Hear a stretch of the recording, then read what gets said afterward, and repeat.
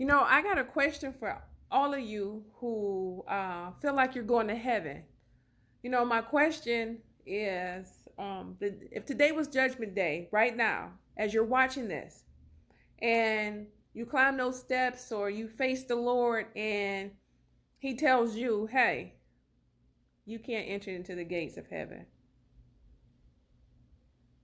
what do you think the reason would be right now as to why you can't make it into heaven right now? Why wouldn't you be able to make it into heaven right now? Whatever thoughts you're thinking right now, if he gave you 1 year to successfully complete whatever you needed to do so that you'll be able to get into heaven, what would you do? What would you change so that you can get into heaven? That's what you need to stop doing. Hi, I'm just here to talk about spiritual attacks and how they happen. Some of you are aware of how a spiritual attack can happen. And I'm talking about a demonic one that's related to Satan trying to get you to go back to your old former ways of the world. And with that being said, I've been testing a lot lately, and I am burdened. I got a lot of mental distress going on, and it's a spiritual warfare. And I'm praying. I'm telling the Lord, listen, I'm staying close to you, and I'm fighting this fight. I'm fighting a good fight. So I'm gonna let you guys know what spiritual attacks I'm talking about. They can come from your family. It can come from your friends. It can come from your job. It can come from anywhere.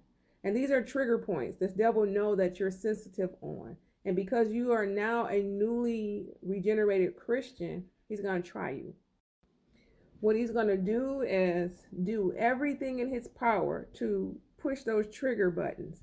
But keep in mind, the people that's doing the button pushing, don't look at them per se as the evildoer.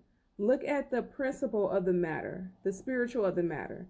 This is a spiritual fight. So what we're dealing with is a spiritual change. So that's in another realm. And the devil can see that spirit of us that's changing. So what he's going to do is bring something to the flesh to attack us with. So if it's television that you normally watch, and you love your shows, but all of a sudden they just been throwing on shows left and right, all pertaining to it, all the shows you've ever liked in your life. Then all of a sudden it's just happening back to back to back, and you said you was never going to watch it. Here we go. Test temptation number one, test number one. So now, do you give in and watch it, or do you stick to your guns and say, no, this was my sacrifice and I'm not going to watch it? That's how you know. Another one would be it can come through your family. Things that you used to do with your family that you no longer can do and no longer wish to do.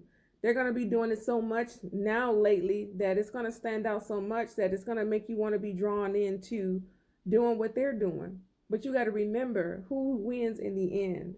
God wins in the end, and everybody else that suffers, and I mean, we're not even suffering. Those who fall susceptible to the ways of the world will be the ones that will be judged in everything that they're doing. But if you suffer, it's going to be closer to God, and it's for endurance purposes.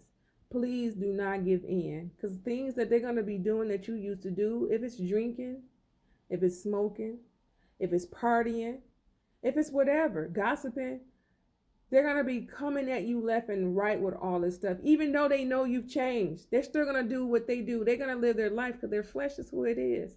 Stay strong, is what I'm saying.